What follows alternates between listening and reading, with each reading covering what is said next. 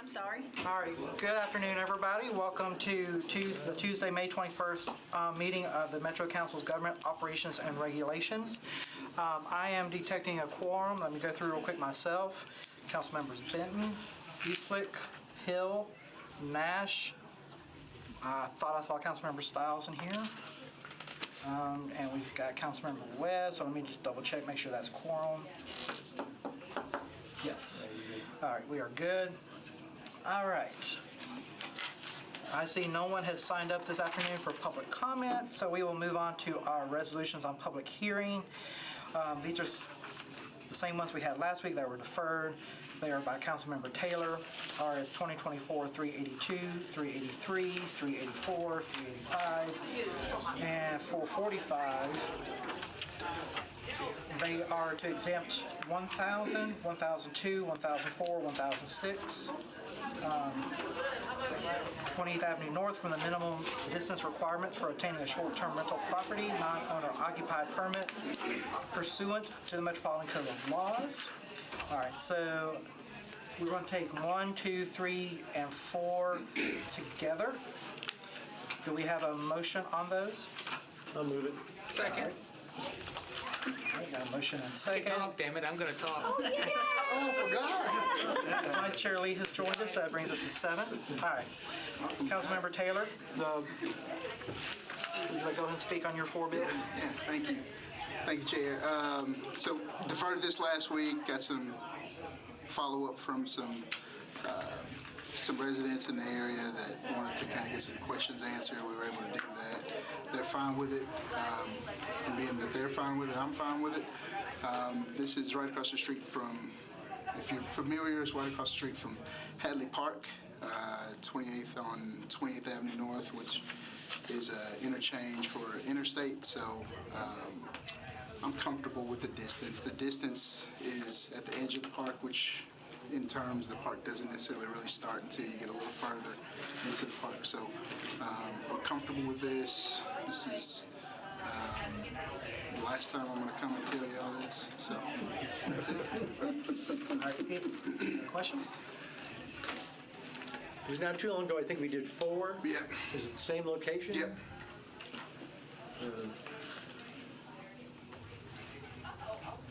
You have no concerns about that number of them all together? I'm comfortable. I'm Like a little comfortable. hotel condo. Yeah, I'm comfortable with it. It is. I get what you're saying. It's one of those things where the reason I'm standing here, I'm co-sponsor of that bill, of why we put this in place with distance, right?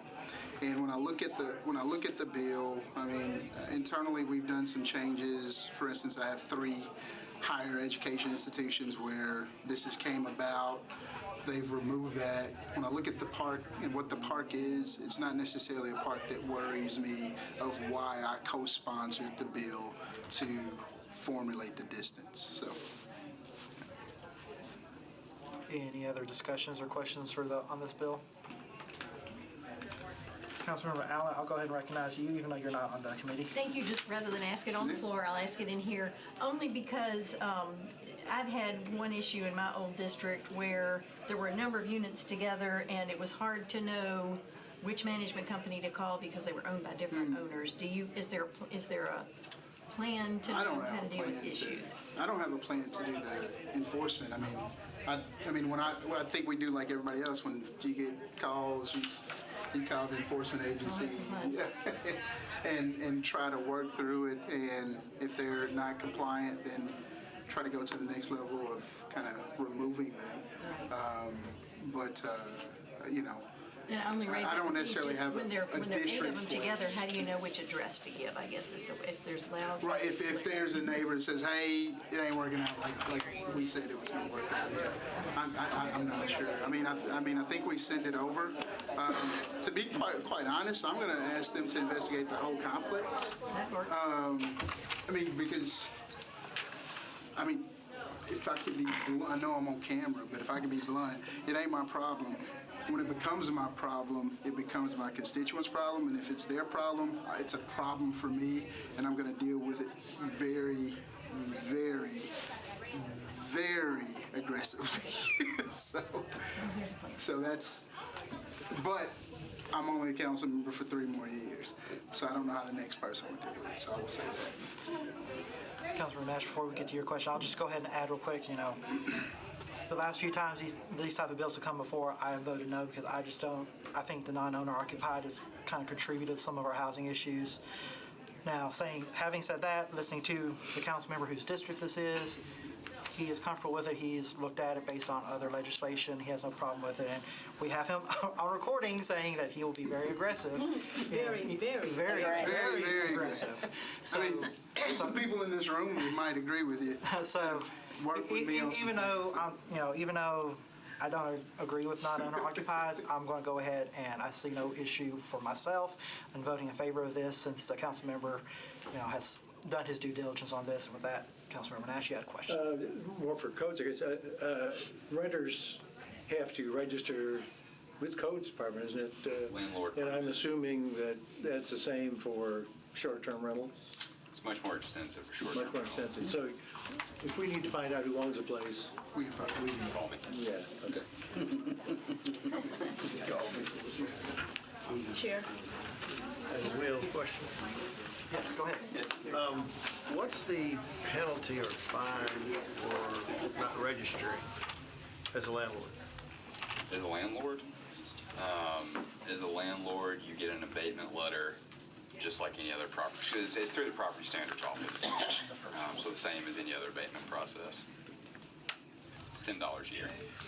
So it doesn't cost much. Yeah. And that covers as many properties as you want. It's $10 per landlord. So if you have one property, it's $10. If you have 40, it's $10. Yeah. That's crazy. All right, any other questions on these first 4? All right, all those in favor? Any opposed? Any not voting? All right, just to update the roster, we had a couple come in late. We've got Vice Chair Lee, Councilmember Weiner, Councilmember Ellis, so that brings us 1, 2, 3, 4, 5, 6, 7, 9 in favor, none against, none not voting. Okay, and then that brings us to item number 5, again, Councilmember Taylor, who likes to take up our time in this committee. This exempts Acapulco West End at 117 20th Avenue North, Nashville, Tennessee, 37203 from the minimum distance requirements for obtaining a beer permit pursuant to Section 7.08.090.E of the Metropolitan Code. Do I have a motion? So moved. Second. All right. Councilmember Taylor, the floor is yours. Outstanding. This is Centennial Park where you can actually drink in the park too. So I think you can drink beside the park, but everybody else does it. I've got multiple businesses in and around the park. The Parthenon gets permits every once in a while when they have events. We've got a number of venues there. The local Fable, which is right on that street, right across the street from it, where you can have alcohol. So I feel comfortable with that, and I think it's just fair to allow Acapulco to do the same. All right. Any questions? My question is, Councilmember Taylor, are you going to take the committee out for celebratory drinks when they open up? Yes. And the other place from last week. I didn't do one last week. I'll take you to all the places I named. Second round's on me. All right. All those in favor of the bill, say aye. Any opposed? All right, I got 9 in favor, none against, none not voting. That brings us to bills on second reading. This is BL 2024-183, amends Title 16 of the Metropolitan Code of Laws to provide for housing, health, and safety of residents by streamlining codes provisions related to fireproofing requirements for middle housing creation and conversion, including specifically the creation of a class of large unit homes within the International Building Code and providing for NFPA-13D sprinklers and 1-hour fire resistance rated separation therefore. I do have a letter from the sponsor asking that this legislation be withdrawn.